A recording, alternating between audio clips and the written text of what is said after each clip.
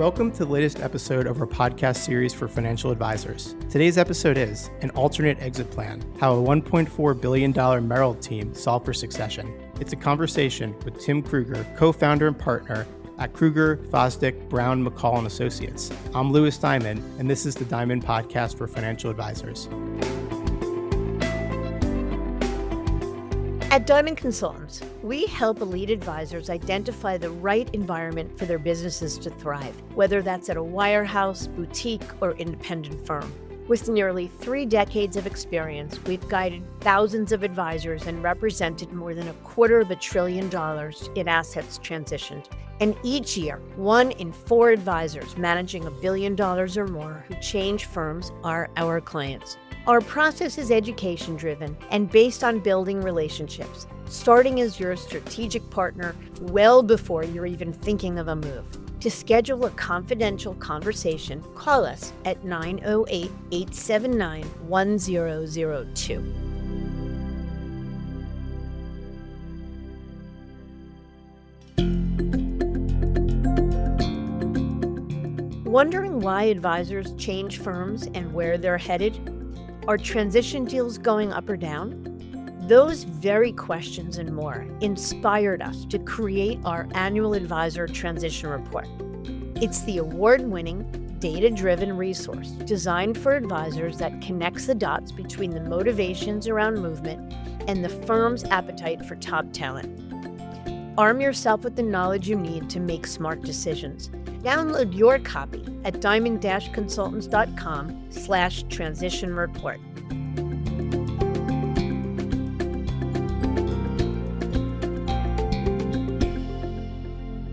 For many advisors, success is defined by growth, more clients, more assets, more revenue.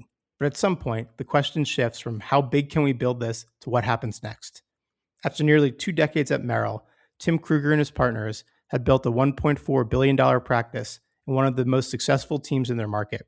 By any traditional measure, the internal sunset path would have been the simplest answer, but simplicity wasn't the goal. Protecting clients, creating opportunity for their next generation partners, and preserving the culture they had built mattered more. That led Tim and his partners to make a very different decision, to break away from the wirehouse, sell out of that environment entirely, and align with new edge advisors in a way that solved for succession, liquidity, and long-term continuity simultaneously. In this conversation, Tim shares how focusing on other people's needs, clients, teammates, and future leaders became the ultimate growth strategy. We discuss why shrinking to grow isn't just a portfolio philosophy, but a business one.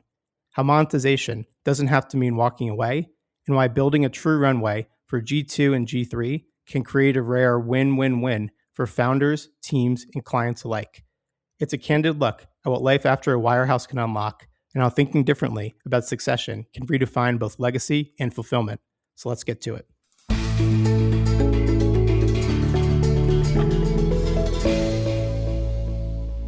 Tim, thanks for joining us today. My pleasure. I've been looking forward to this. We've known each other for a good bit of time, and you always have a very entertaining and very smart and profound way to describe things. So let's jump into it. The bar is pretty high, so I'll do my best. There we go. Walk us through your background and what first pulled you toward a great industry. My start is probably very unorthodox, I guess you'd say. So I was living in the Florida Panhandle, close to where I am now, Pensacola, Florida, and ran restaurants. And everything I did, I would migrate into a managerial position, which just meant more work and no pay. But I just always wanted something bigger. I didn't really know what I wanted to do with my life, didn't go to college. I thought I was too smart, so you know how that goes. But I wound up in Houston because it was a vibrant city. And I was running electronic stores, that kind of thing, but I could never make the big money. I was making 20 grand a year, which is, I don't know, like 60 grand a day, but I just could never really break out. Well, I had a friend that lived there, and he had a beat-up 75 Buick Skylark, and before I knew it, he's wearing fancy suits and renting a big apartment and now driving a brand new BMW 528i. So I said, Jerry, how did you do this? And he goes, well, I'm a stockbroker. And I said, well, what's a stockbroker? And he said, read those things in the paper, we trade them. I'm like, okay, give me an interview. Because, Tim, I don't want to hurt your feelings, but, I have a degree from the University of Florida You don't have any college. I said, well, just get in the interview. So this is where I learned sales skills were very important in this industry. And I did get hired. So that was October 15th, 1983. So a long time ago. And it was an interesting start, but I didn't know what I didn't know, right? And everybody who worked there were all young guys. I'm not 25 years old. I had no idea what I was doing, but they would tell you what to do. Well, the bad news is it turned out to be basically a pump and dump place. I mean, you saw the movie Wolf of Wall Street. Yeah. Dude, that stuff is real. And this place was very similar to that. So I knew I had to get out of there. I just knew it wasn't right. Even though I didn't know anything about the industry, I knew this wasn't right. And I knew I wasn't going to make the silly mistake and go to a low-tier firm. I was going to go to the very best place. So I didn't want to go to Dean Witter, E.F. Hutton, Prudential, Shearson, Whitewell, or all the other names that were out there at that time. So I did my research, and I came up with Goldman Sachs and Drexel Burnham Lambert. So I go to Goldman, send them my resume, and they go, hey, kid, you don't have an MBA. I'm like, how do you know a bachelor's? So they passed on me. But Drexel Burnham Lambert gave me a chance. And for that, I was grateful. Other than 7 days later, I joined on a Friday. The following Friday, the Ivan Boesky Dennis Levine scandal broke. Oh, no. I know we're going far down history here, but it was a terrible time where every day your firm would be on the front page of the Wall Street Journal. But I survived, and then left there, went to Oppenheimer for a stint, again, all this time in Houston. And then I really finally found my home in the early 90s at Payne Weber. Payne Weber was a great firm. I was revolved up to sales manager there of a very large office. And so I was producing, I was a sales manager. Man, things were great. But I wanted to move back to Florida. I didn't want to raise my kids in Houston. Houston was a great city, great for my career. I wanted to be back home by my folks and that kind of stuff. So basically wrote a call on the career and went and opened a little office for Payne Weber in Destin, Florida, where I still reside to this day. And then how long were you at Payne Weber before you went to Merrill? Payne Weber became UBS around 2000, and we'd left, a couple of my partners and I, Veterans Day of 2006, and we opened an office for Merrill. Merrill always tried to get into our market, but I did a pretty good job of playing offense and defense and plucking away some of their good people. And finally, Merrill came to me and said, look, we want to get to Destin. We know we need you. And I was still happy, which I really wasn't, but that's what you tell people. And we did the negotiations, and pretty soon I thought, man, Merrill is the greatest firm on the street. I want to open an office for Merrill. So that's what me and the three of my partners did. Veterans Day of 06. Fantastic. So early in your career, either when you were at Drexel Berman or at Payne Weber, what's a belief you had about success in business that you realized was wrong or that you've since changed? Well, I tell you, and this is something I think everybody can learn from regardless of what business you're in. But when I started, it was all about sales. Take 10,000 shares. All I need is your Social Security number. It was very high pressure. I'm embarrassed. Maybe this is cathartic to cleanse my soul here, but it was a very high pressure situation. And I was thinking about me. I was thinking about, I got to hit the numbers. I got to do this. I'm going to get fired. It was all me. But then I was always a believer in self-help. So I went to see Zig Ziglar. And Zig Ziglar said, if you help enough people get what they want, you'll always get what you need. And when I started applying that to life, or from a biblical sense, right, do unto others, but when I really started putting the other person first and listening instead of talking, man, my world changed. I love that. Made me a better person to hang around too. Yeah. I'm sure your wife appreciated it as well. Yeah, that's right. Give us a quick snapshot. So how long were you at Merrill for? And at its peak, so probably right before you left Merrill, what did the practice look like? And who were the types of clients you were serving? So we were there 19 years, and we got there right before the death spiral, because I mentioned we started in 06. 07 was fine, then the market peaked in October, and then 2008 happened. We all went to bed thinking Bank of America is going to buy Lehman Brothers. right? And then we woke up, Bank of America bought Merrill Lynch. So we all immediately became part of the bank. Now, all my buddies were saying, I don't want to work for a bank. I hate the bank. And I thought, again, I'm always the guy that swims upstream, which maybe isn't always the smartest thing, but that's what I was doing. I said, look, if all these guys hate the bank, I'm going to love the bank. I'm going to learn about the bank. And we did. We embraced the bank, so which helped us, but came back to maybe hurt us a little bit at the end. But we were doing what made the Bank of America happy, and people need banking. So it really did seem to be a reasonable fit. But then it started becoming more about credit cards and mortgages and checking accounts, and then opening small accounts because they wanted the checking accounts and the credit cards and the mortgages. And it ran contrary to everything I knew. Everything I had learned is you got to shrink to grow. And they were forcing us to open $250,000 accounts. And I had a big team. So we had opened like 40 some accounts a year. We're like, these are not our clients. This is not what we want. So anyway, I digress a little bit. But at the peak at Merrill, we were doing $8 million with $1.4 billion in assets. How good for you.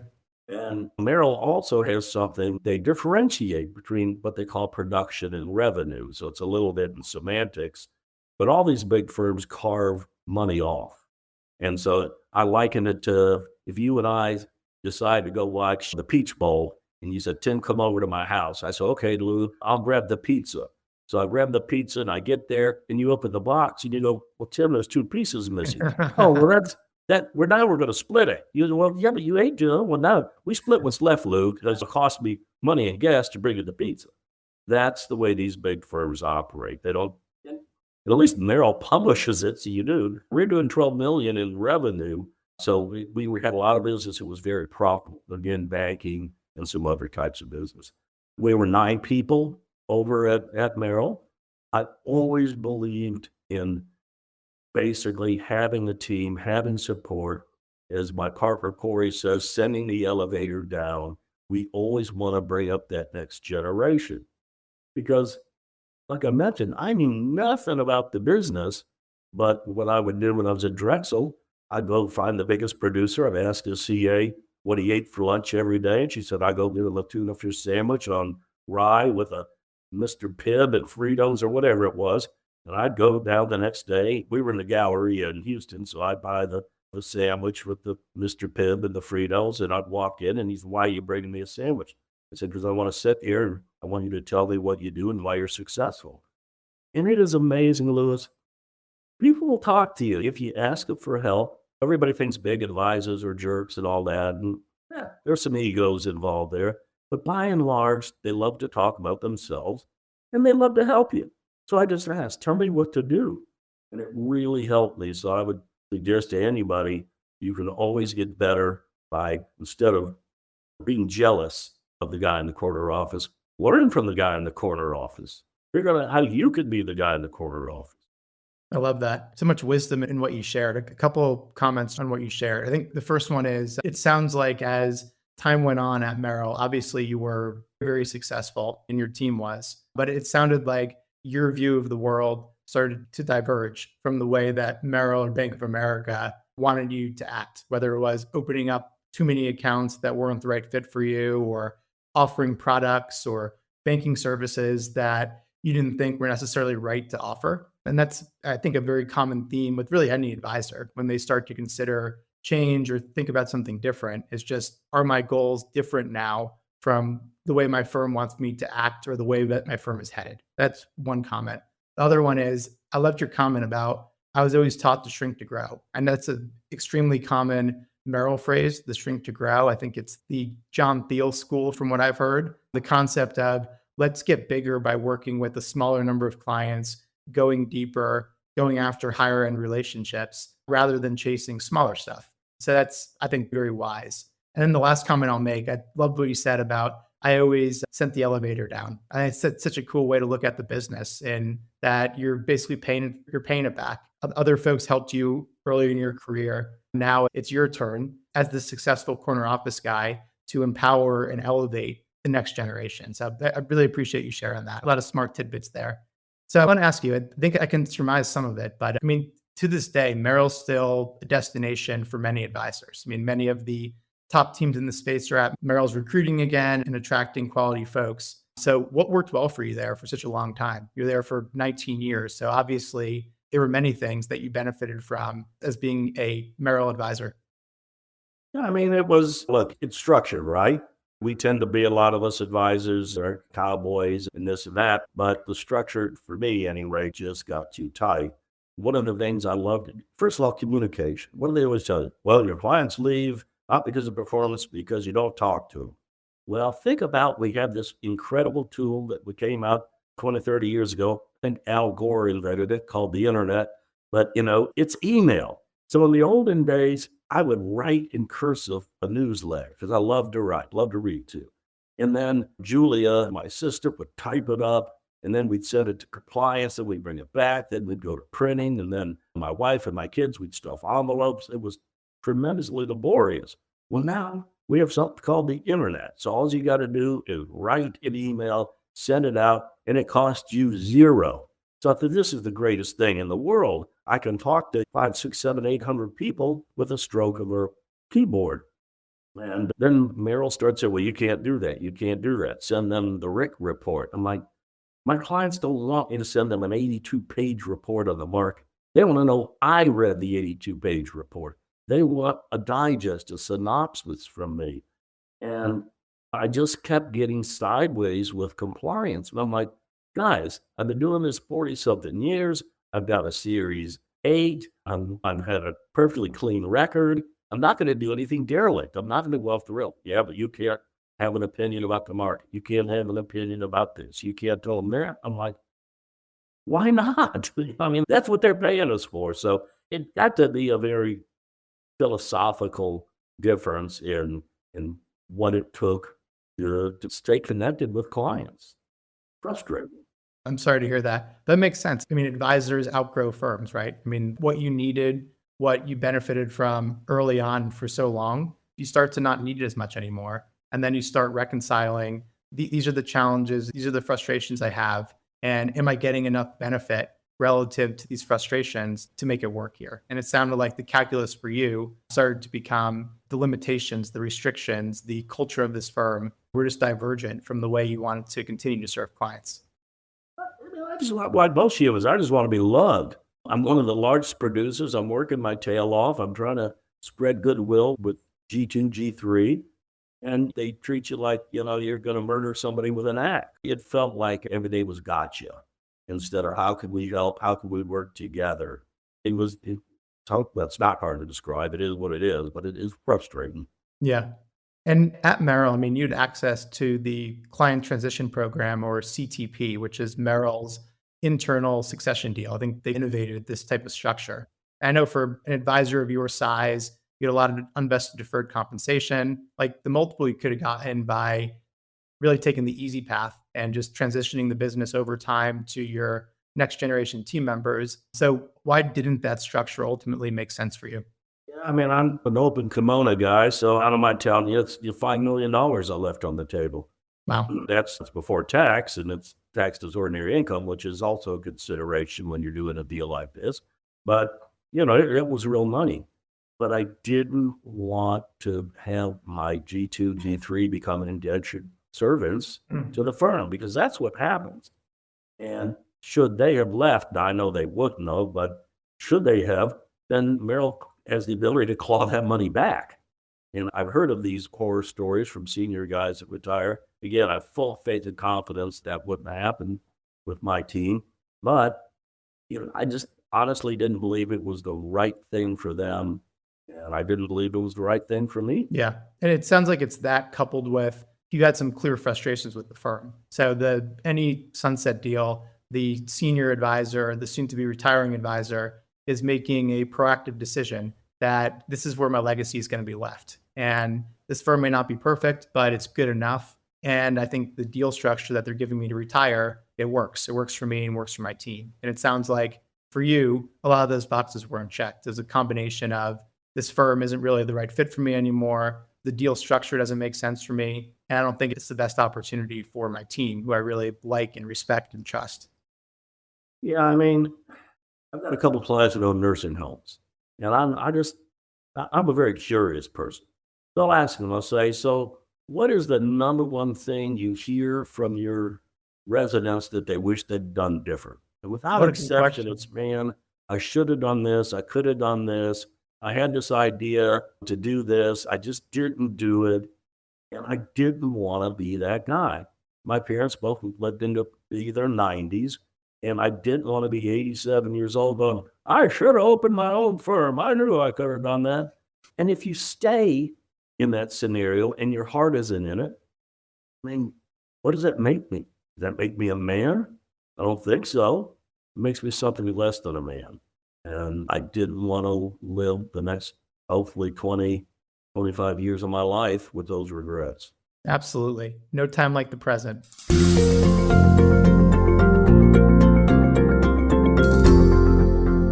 Before you opted to move into the independent world, did you consider another wirehouse, or we'll say more of a lateral transition that would have been more familiar, easier to understand, presumably, and just, really the path of lesser resistance? Certainly would. Well, I knew I didn't want to go back to UBS, and I knew I didn't want to go to Wells Fargo. But Morgan Stanley's got a pretty good thing going. And they were very aggressive in recruiting. You see a lot of Merrill guys, as you're well aware of, over the years that went to Morgan. And we loved the regional guy, but I've learned over the years, I always outlast the regional guy that you love. And they never bring in a guy better. Yeah. It's just the way it works. So we loved him. We even did a trip to New York. They say, it's a frying pan into the fire. Well, this was not that. This would be a frying pan into a frying pan. You're going from this rusty frying pan into this beautiful new Cephalon pan, right? But you're still in a frying pan. And I just wanted to do something greater. But pardon me, no disrespect to anybody who went to Morgan Stanley. In my mind. Yeah. Hey, we're interviewing you. So this is all the world according to Tim. So As it should be. Absolutely. And before I ask you more about the decision to go into the independent world, I forgot to ask earlier. So to go from not having a college degree, starting at zero, to building an $8 million business, well over $1 billion in assets, what was your growth strategy? How did you start to find success and really scale the practice? Yeah, when I came from Houston back to this small marketplace, I really thought it was a lifestyle thing. But what we found being here in Florida is a lot of people were moving here. And generally people that can say, I think I'll leave Birmingham or Atlanta or Louisiana or Houston and come here. Generally speaking, they have money. And so when you move to a new town, what do? Well, you got to get a new dry cleaner, and then you get a new dentist, and then you get a new doctor, and then you get a new attorney, and then you start looking for financial advisors. The last thing, by the way, in that whole facility is you change your CPA last. But we would see money in motion. My partner is a great golfer. Me, I can't chase the little white ball around the park like him. So he's great, but I'm always out in the community. We do a lot of charity work. We're just very plugged into the community, and you make friends. And with those friends, it's the birds of a feather flock together. You talk to them and you see if there's a way you can learn more about them. And again, the emphasis is always on, hey, tell me about your current situation, your goals, your feelings, your family dynamics. God gave me 2 ears and 1 mouth for a reason. And we try to do that. Listen to the client, listen to where it hurts, and see if we can help. Yeah, it sounds so simple. Like, it doesn't take money, an advanced degree, or advanced training to listen more than you speak and to really focus on the other person. But I know it's much harder to do in practice. But you're a walking testament to following that approach. And like you said earlier from Zig Ziglar, and I'm going to botch it, but if you focus on the other person, the riches will follow. Help enough people that they need, you always get what you want. Again, you say that it's simple, it's just not easy. No, not at all. All right, so let's fast forward here. So can you walk us through when the world of independence first became a real option on your radar screen? Like, what changed in your thinking? Because a lot of times with folks that have been institutionalized, if you will, if they've been in a big firm, big brokerage firm construct for so long, there's certain perceptions about what life outside of that construct looks like. So for you, when did it first come on your radar screen, and what changed in your thinking? I was thinking about that in anticipation of this podcast. So as I thought back, we used to get this magazine called Investment News at Merrill Lynch. There'd be a stack of them. One would have my name on them. Well, I like to read, as I mentioned earlier. So I'd read this magazine during lunch. It was really focused on independence. And I'm not sure why we were getting at Merrill Lynch, but as I read this magazine, I kept thinking, I thought independent guys were guys doing 250 in the basement, you know? These are little guys. The big boys are at Merrill. The big boys are at Morgan Stanley. And when you start looking at some of these numbers and you think, hey, some of these guys are really swinging a pretty good sized bat out here.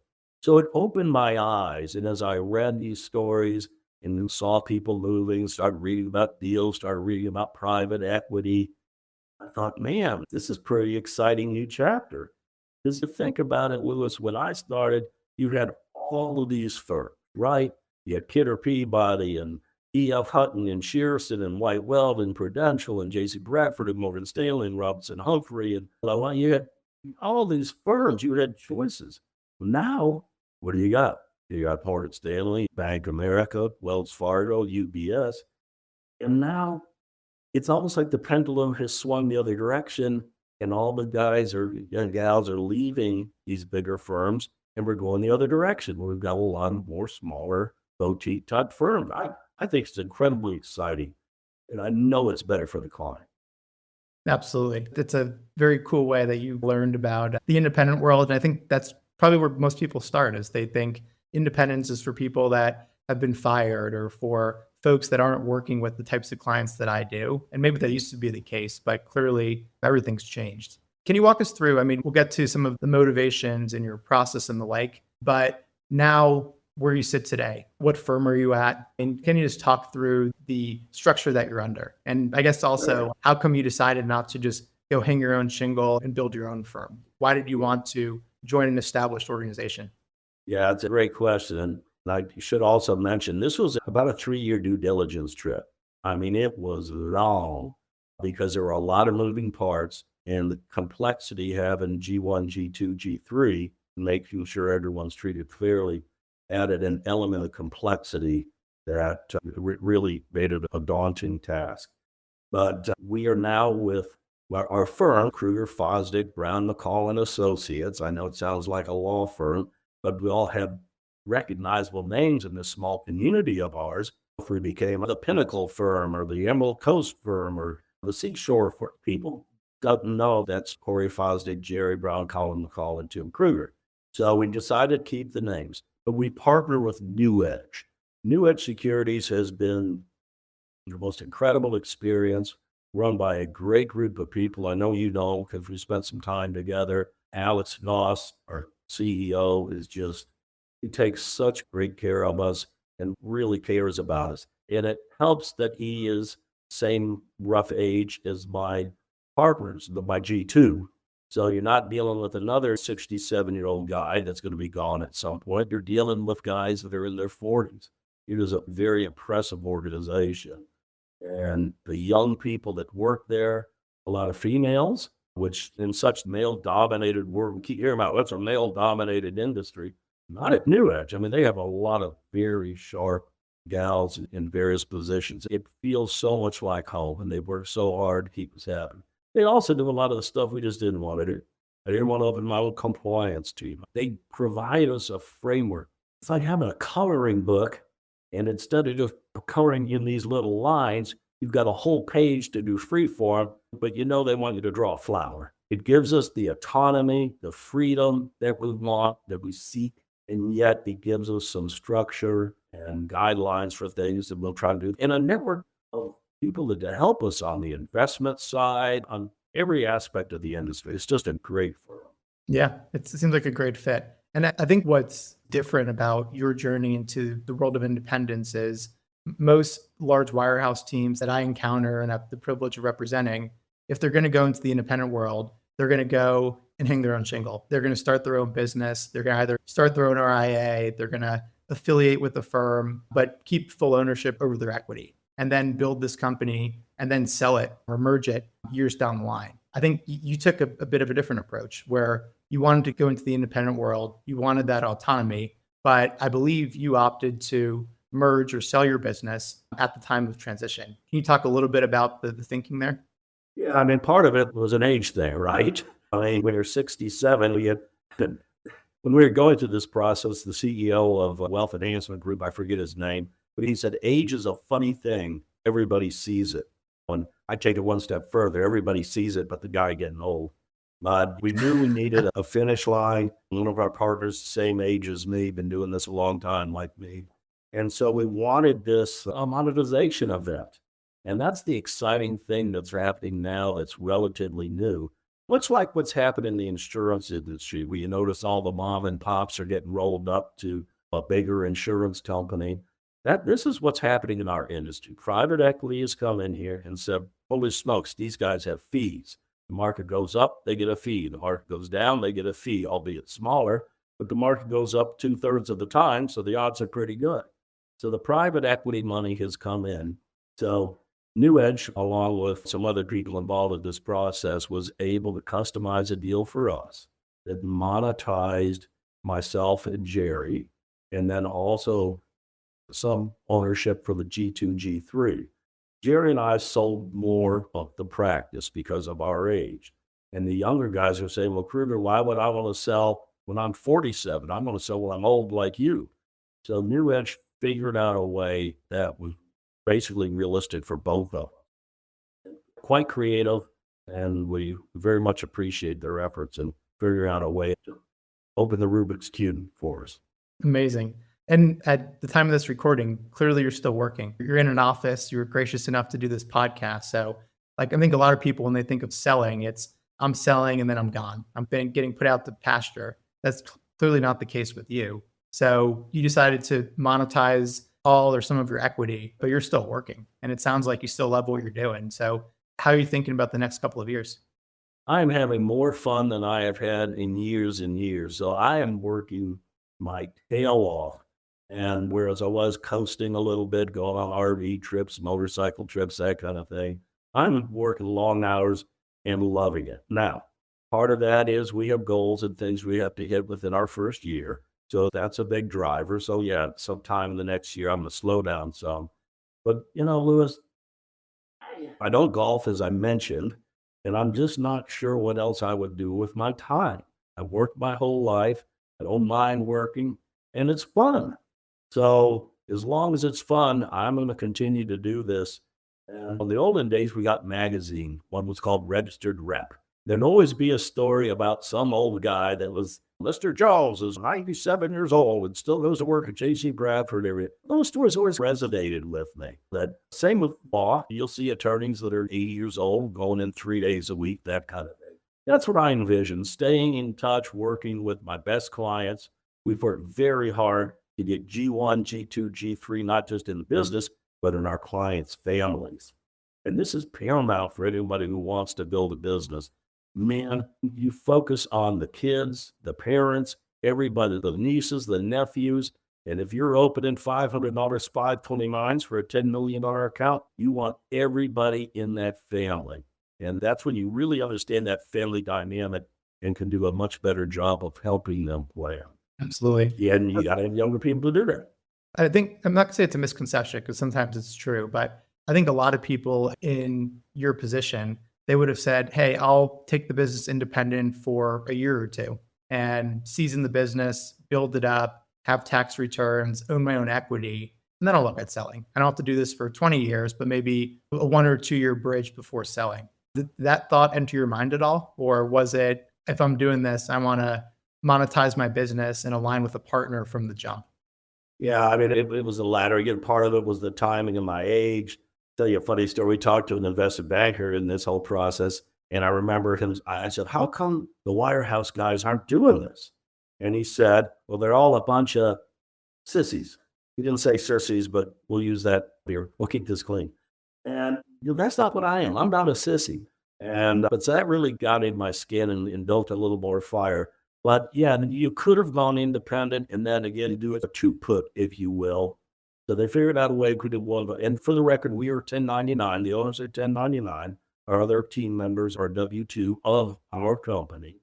And I always wanted to be an owner because just you can write things off, right? It's the tax code. You can write off your vehicles and your cell phones and the meals and the entertainment.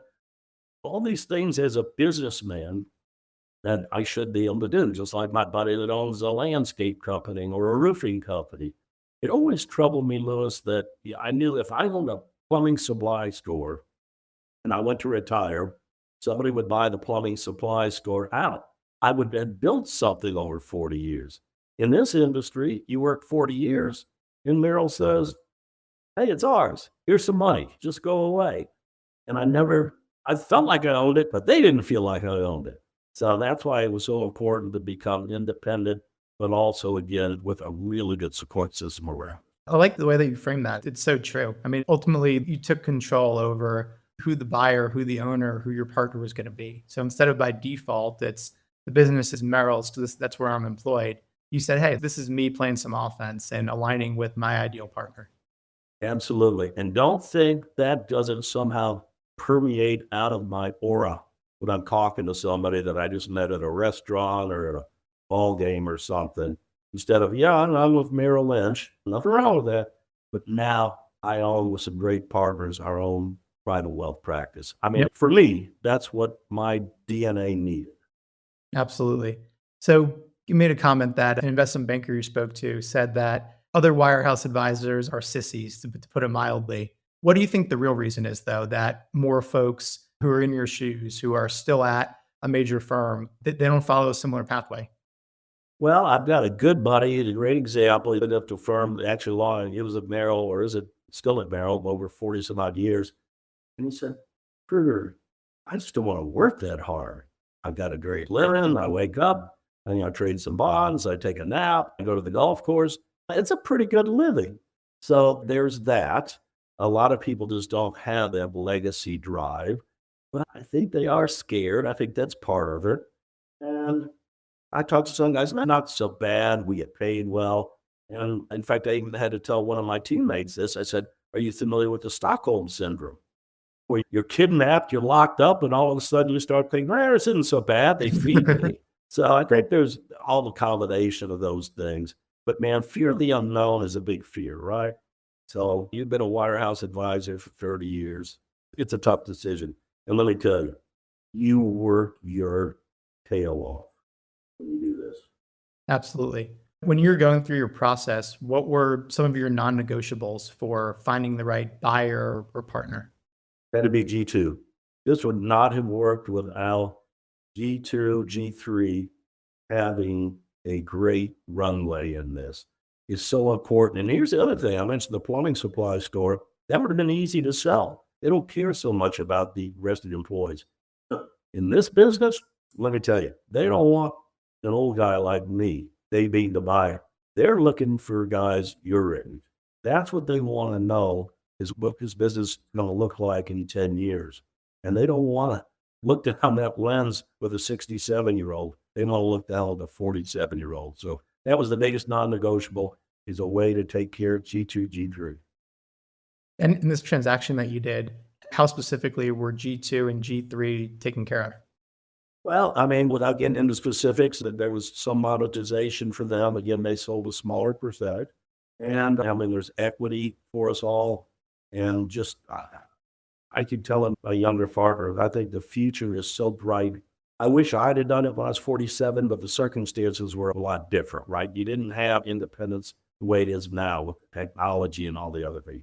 I am so excited for my G2, G3. I think when they get to be my age, they're going to be in really good shape and have had a fantastic career. Amazing. Again, without getting into the specifics, and you can punt on this question, it's a little bit personal. And I know it wasn't about the financials for you, but how, at a high level, did the economics of selling to New Edge compare to the CTP deal at Merrill, or moving to another wirehouse, or going independent and then selling the business down the line? How did you square the economic side? Yeah, as I mentioned, it was $5 million to stay, probably $8 million just for me to go to Morgan Stanley. Obviously, much bigger number in collection for the team. So it was real money to go to Morgan, although it was ordinary income, not cap gain. But with New Edge, it was cap gain. And there's other future liquidity events. So just to give you a rough, it'll be 3 to 4x, what my CTP was, I think on the bottom, at the minimum. And again, that money's taxed at a lower rate, I should say. So it's real money. Absolutely.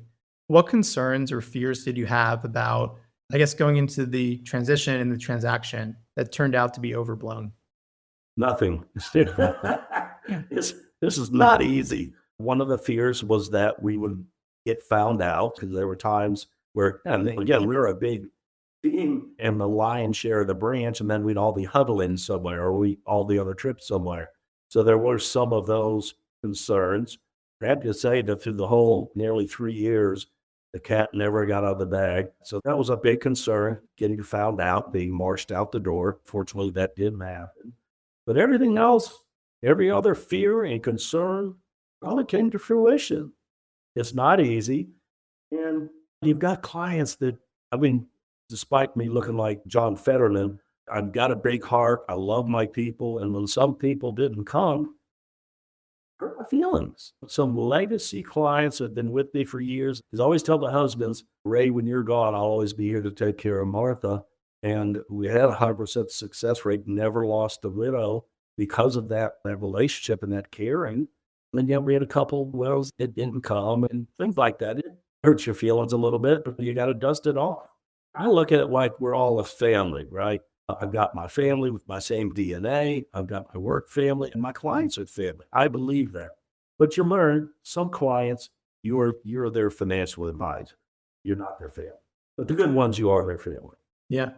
So when it was all said and done, if you're comfortable sharing, like what percent of the book or the relationships, however you measured it, ended up following you? Yeah, so we're at 88% of the assets. We're 9 months and then we're at 88%. Now, has the stock market helped that? Yeah. So, what did we wind up taking? Probably 80%. So it's a good, and then there were still a couple stragglers. There were people tied to the bank that had a lot of banking, either loans or mortgages and things that were intertwined. So there was some of that. And we knew that when we did it with the bank, but we still felt it was the best solution for the client. We didn't want to say, well, 2 years from now, we may leave and this will bite us in the what. We just always did a little dry for the client. So there were some banking things that stay, things of that nature. Looking back on the full experience and kind of knowing what you know now about, okay, this is where our business is 9 months in, any regrets? Like, do you wish you did it sooner? Do you wish you did anything different to try to get the clients over? Or are you very content with the way everything went down? It's tough because there's protocol, right? And you got to follow, right? You could take their name, address, email, mailing address, a type of account. That's it. Big phone number, I guess. But it's very limited. And you do not want to play games with this because you don't want the dreaded TRO. I know you guys even did a podcast on it, on TRO. It's so important that you play by the rules. And it really disadvantages you and the client because you don't have all those records. Fortunately, I'm blessed with a very good memory, but there's only so much you can remember. So that was a tough thing. And then the advisors call, well, he left in the middle of the night. He did what? Well, yeah, because that's the way you have to do it in this industry. But it doesn't resonate well with the clients. And you have to explain to them why and this and that. So and then when you're here, you don't have all those notes and you got to go back and recreate stuff. So it is a little, I hate that we can't be more communicative and take files of things with us because it would be better. It would benefit the client and make things easier for him. Absolutely. I don't disagree. Do you think if you decided to go to Morgan Stanley or another similar firm to Merrill, that you would have been able to move more of the book over? I think we did a pretty good job. I mean, there were people that were looking for an off-ramp for various reasons. I had to take care of this guy. We'll call him Jim because that was his name. Well, Jim had Alzheimer's, but the kids left him with us out of respect for us. And then when we did that, then he said, hey, we're gonna take Dad with my advisor over at Raymond James. It's like, there's always, and this was actually a guy who'd been with me in Houston since back in the 80s or 90s. So some of the people just age out. Another one, I've got a widow, she's 95, and we have never been able to convince the daughters to come with us over the years. So Mom stayed there. So there's going to be some of that, but I don't think there's anything we could have really done much different. Amazing. What do you think is the right question a Merrill advisor or a wirehouse advisor should be asking themselves before thinking about any sort of transition? When, you're hopefully heading up towards those pearly gates and you're looking back at your life, do you want to say, I could have done this? I could have built something for me instead of something for somebody who doesn't care about. Well said. That should be a bumper sticker. I love that. That's some sage advice. And last question for you. If you were starting from scratch and you're starting at Merrill or pick whatever firm, what would your first 90 days in business look like? I thought about that question, and I think my first 90 days would be to interview senior guys and figure out how they do it and then learn from them instead of trying to cut through. You're in the jungle with a machete and you're trying to cut this path and you look 10 feet over and there's a path already cut. Why are you swinging the machete, right? Follow the path to success. But this is a great industry. I mean, I always tell people, look, if I can't throw a fastball 100 miles an hour, play guitar like Clapton, or drive like Mario Andretti, this is as good as it gets for a guy like me. I love that. Pretty happy. Hey, it works well. I mean, most people can't play the guitar like Clapton, but it sounds like for you, this has been the ideal career path. And I mean, really, you've done everything right to deserve exactly where you are today. Thank you. Hey, do we have time? I'd like to read you a quick something that one of my clients wrote me. Please. So this is a younger fella. He's a CEO of a large nonprofit. I'm on the board, and we're friends. He said, finally, I want to tell you how your departure from Merrill to start your own thing has probably been the most influential and inspiring thing I've been able to witness in my personal life. I read about people doing things like this, like you've done, but I've never witnessed it firsthand. You could have retired or stayed at Merrill and lived a very comfortable life. Instead, you abandoned safety and security and a decent amount of money to follow your dreams, aiming to live life without regrets or the question of what could have been. But perhaps the more striking thing of all of that is the burden you voluntarily put on your shoulders to have people follow you. I can't imagine that weight that came with that decision, but it's a testament of how much you believe in them and how much they believe in you. I'm sure most of what I've shared in this paragraph is lost on so many, but for me, it's not. I have the utmost respect for the courage it took for you to do this. It's an inspiring act. It reminds me of my favorite speech, The Man in the Burrito, by Franklin Delano Roosevelt. So, I mean, man, it just felt so good. I mean, that didn't make my day. That made my month. And I'm so grateful that he's in my life. But other people see this too. It's not just you. It's not just your family. When people see that you have the chutzpah, it's amazing what happens when people see it. Absolutely. That's like a daily mantra if you read yourself. I mean, I got like literal chills from hearing that. That's what every advisor hopes their clients see. But I think like the fear, the paranoia, the what ifs, kind of planning for every contingency, that's usually what creeps into people's minds. Like fear of change is real and palpable as it should be. But just knowing that there are people who really appreciate and understand these types of things, like that's huge. I love that. Thank you. That's a great way to end our time here today. I appreciate it, Tim. Well, Lewis, this has been great. And as far as the fears, one quick thing. If there's two cavemen walking along and they are wrestling in the bushes and the first one takes off running and the second one says, it's just a bird or something. We are descendants of the first caveman. And so as humans, we are wired to avoid risk, even though this is a business industry full of risk. Don't be afraid. You can do it.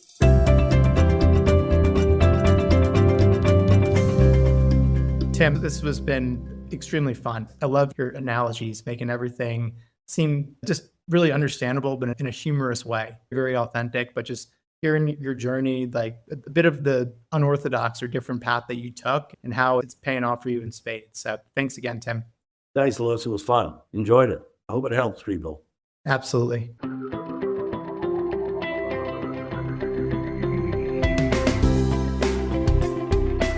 As a financial advisor, you hold yourself to the highest standards of integrity, honesty, and credibility. You are successful because you take your professional responsibilities seriously and are dedicated to your clients. But are you living your best business life?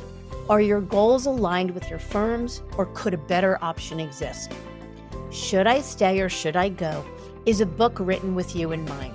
It's a self-guided journey that walks you through the key steps that we take with our advisor clients. This strategic thought process and roadmap to professional self-discovery is designed to help you ask the right questions and think critically and objectively, whether you're considering change or not. Learn how to get your copy at diamond-consultants.com/thebook.